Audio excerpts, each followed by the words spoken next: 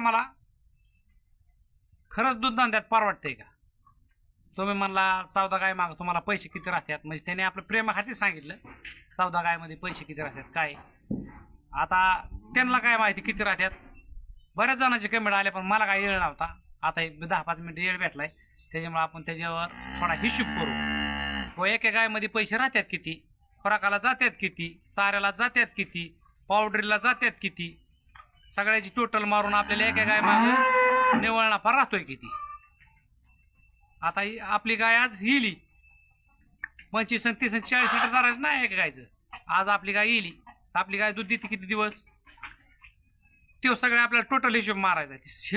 शेवट पाहायचा, किप करायचा नाही, टोटल हिशोब मारायचा. म्हणजे आज गाय येईल की गाय आपण 3 महिने गर्भ टाकीत नाही, तिचं 20 लिटरनेच हिशोब धरायचा. किती लिटरने? 3 महिन्याचं 20 लिटरने झाले 1800 रुपये. 3 महिन्याने 1800. 3 महिन्याने गर्भ टाकला, बरोबर आहे. गर्भ टाकला की आपण गाय कमी येते दुधाला, कमी आली की गायचं धरायचं 15 लिटर. किती महिने धरायचं आपण? तपसुस्त 3 महिने. किती महिने? 3 महिने. 15 लिटरने ती होत्या 1350 लिटर दूध. 1350. गाय तपासली 2 महिने किती धरायचं? गाय आपण 7 महिने आठवा लागतंय ना, 2 महिने धरायचं एक 10 लिटर दूध. किती कमी कमी होत चालायचं. 10 लिटर दूध 30 दाय 300, 30 दाय 300, 600 लिटर दूध झालं. आणि पुन्हा 8 व्हायला येऊस तर 2 महिने किती धरायची? 5-5 लिटर दूध धरायचं. किती लिटर? 5-5 लिटर. 30-5 150, 30-5 150, 300 लिटर.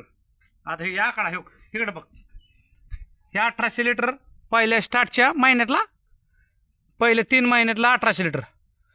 गाय गर्भ गेल्यावर गायचं ती 3 महिन्याचं 1350 लिटर. गाप गेल्यावर तपसूस तर ती 600 लिटर, आणि 8 तर ती 300 लिटर 5-5 लिटरने. आता ह्याची टोटल मारू आपण. ह्याचं झालं 4050 लिटर दूध. आता 4050 लिटरला बघायचं आपल्याला. आता ही 4050 लिटरला गुणायचं. 4050, 40-40 सगळं खोटं. आपण 38 रुपयाने बाजार धरू. 38. हे आकडा दाव, आकडा दिसतोय का? ही होत्यात नाही दिसला आकडा. बरं नाही दिसू दे. किंवा त्यात 1,53,900 रुपया. एका गाईचं किती होत्यात? 1,53,900. एक येताचा बरं का, एक गायचं 1,53,900 होत्यात. आता त्याच्यातून आपल्याला खुराकाचा हिशोब काढायचा. आता खुराकाचा हिशोब कसा काढायचा? 20 लिटरच्या गायला 5 किलो खुराक लागतं. 20 लिटरच्या गायला 5 किलो ते कसं किलो? 1500 रुपयाला गोणी. 30-5 150, 15. हा 30 रुपये किलो खुराक बसते. 30-5 150 रुपयाचं खुराक एका दिवसाला. एका दिवसाला 150 रुपयाचं खुराक. 150, 30 महिन्याला झालं 4500 रुपयाचं खुराक. 3 महिन्याचं खुराक झालं 4500. 13,500 रुपयाचं खुराक झालं. हे 3 महिन्याचं, पहिल्या 3 महिन्याचा 13,500 रुपयाचं खुराक. हा पुन्हा 4 किलो खुराक सारायचं. 15 लिटर आले की 4 किलो खुराक सारलं की ते खुराक झालं 120 रुपयाचं. 30 रुपये कमी करायचं त्यातलं. 120 गुणिले 3,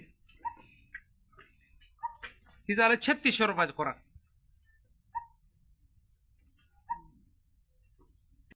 ही झालं 3600 रुपयाचं खुराक एक म्हणजे महिन्याचं.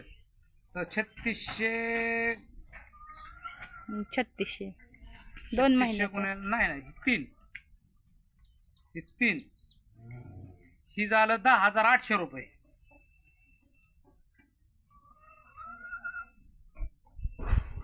10,800 हा.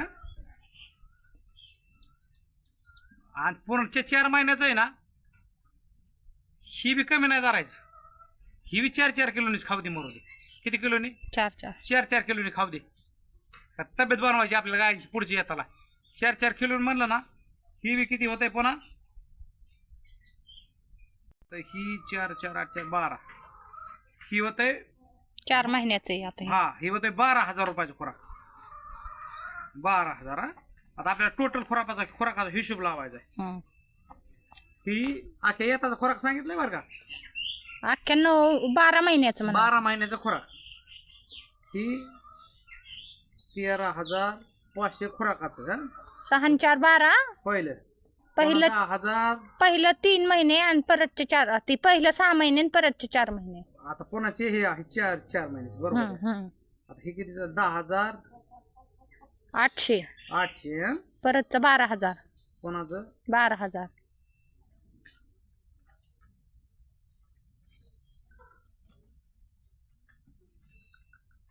13,050. परतचं 10,800. परतचं 12,000.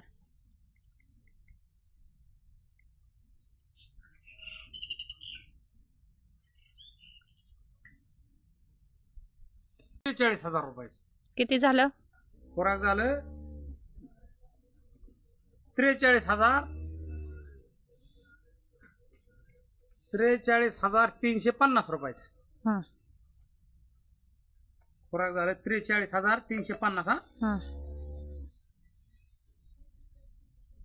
43,350 हा. हं.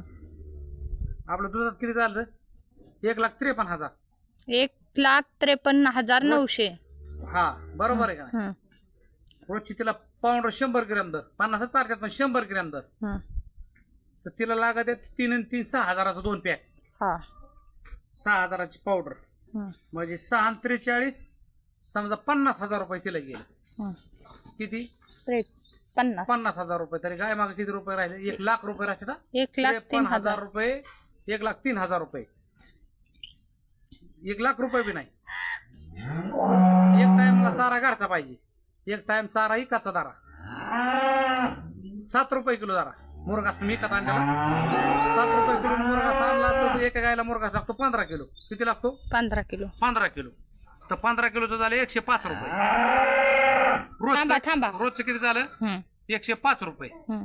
105 गुणिले 12 महिने करायचं 365.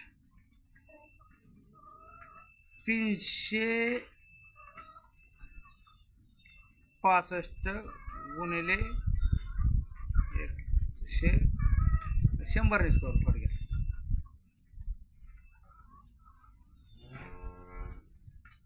हे झालं 33,000 रुपये. किती झालं? 33.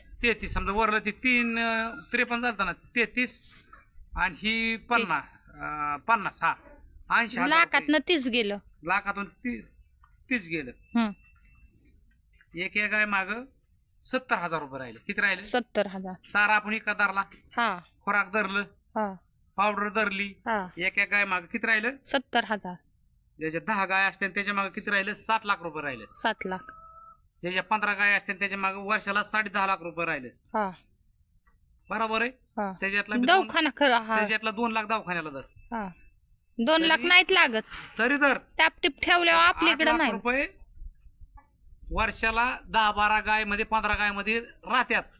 आणि ती बी मार मजेत कोणाच्या बांधल्यात नाही. आणि आता समजा मला किती राहणं? 4 एकर राहणे. बरोबर आहे का? 4 एकराला पाणी अपुरे. 8 लाख रुपयाचं 12 महिन्याला उत्पन्न निघणार आहे का? कवाच निघणार नाही. कसंच निघत नाही 8 लाख रुपयाचं उत्पन्न. आणि त्याच्यामध्ये हे आपण तुला मुरगासाचा खर्च सांगितलाय का? तर 10 गाय माग वर्षाला 15 गाय माग वर्षाला 5 हायवा निघत आहेत.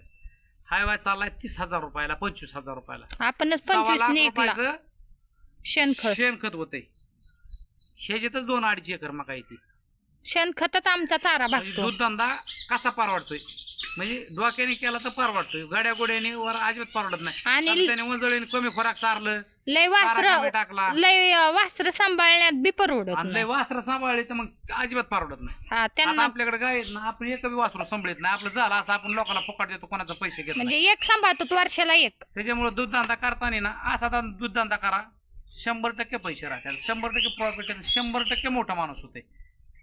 चला अजून वाटलंच तर तुम्ही हिशोब करा, तुम्ही हिशोब करा आणि मला माझा कमेंट मध्ये सांगा. नंबर घ्या किंवा कमेंट मध्ये सांगा. ह्याच्यात हिशोब चुकला तर तुमची इथं साल धरे. असं म्हणू नका म्हणजे अजिबात गाय मध्ये राहत नाही, परवडत नाही. आताच्या ना गाय मध्ये कार राहत नाही.